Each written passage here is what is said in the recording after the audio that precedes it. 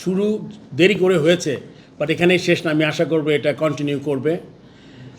এটা আমি আসলে অ্যাসিওর করতে পারবো না, বাট এটা কন্টিনিউ করবে, ভালো করবেন। আর আপনি যেটা বলেছেন যে হস্তক্ষেপ, এই জিনিসগুলা, এটার এগেনস্টে কিন্তু আমার আন্দোলনটা ছিল, নট আন্দোলন মানে আমার প্রোটেস্ট ছিল। আমি খুব বেশি মানুষ আমার পাশে পাইনি, but at least I thought that. আপনি দেখেন প্রতিটা যখন আপনারা লেখালেখি করেছেন, এই প্রসঙ্গটা আসছে একমাত্র উনি মাত্র রিজাইন করেছেন একটা সিস্টেমের এগেনস্টে ফাইট করে। তো ওই আমার মনে হয়েছে যে অ্যাটলিস্ট নোট অফ ডিসেন্ট না কি বলে, একটু আমি রেখে গেছি। আমার এটা এফেক্টটা এখন হবে না, এক সময় হবে। সো আমি যেহেতু ওই কাজটা করেছিলাম, তো এটা ইউর বেস্ট অ্যাসিওর আপনি এটার সম্ভাবনা জিরো বলবো না, নাই বললেই চলে আর কি। আচ্ছা, আর একটা ব্যাপার আপনার বুঝতে হবে, টিম সিলেকশনের এমন একটা কাজ, এই টিম সিলেকশনে কিন্তু ক্রিকেট বোর্ড যেহেতু সবচেয়ে আমাদের পলিসি মেকার্স, এটা কিন্তু তাদের কিন্তু আপনারা সিলেকশনের সাথে মিলে ফেলবেন না।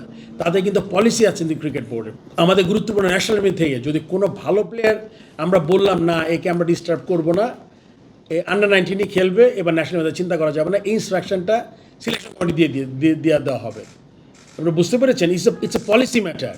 ইটস নট দ্যাট সাকিবকে টিমে রেখো না, তামিমকে টিমে নাও, বা শান্ত থাকবে কি থাকবে না, এরকম না। পলিসি হলে গিয়ে বোর্ডের একটা পলিসি, যেমন ইনজুর্ড প্লেয়ার যেতে পারবে না।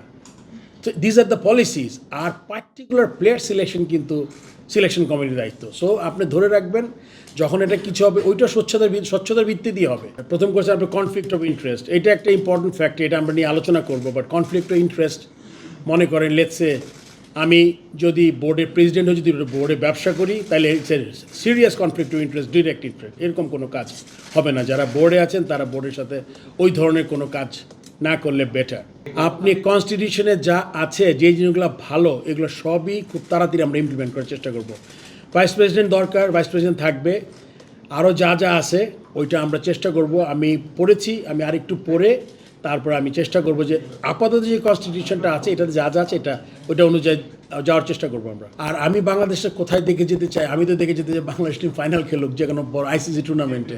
বাট সময় কতটুকু পাবো, এটা খুব ইম্পর্টেন্ট ফ্যাক্টর। আমি আপনাকে বলছি, ভালো কাজ শুরু করলে কিন্তু আপনি রাতারাতি পাবেন না।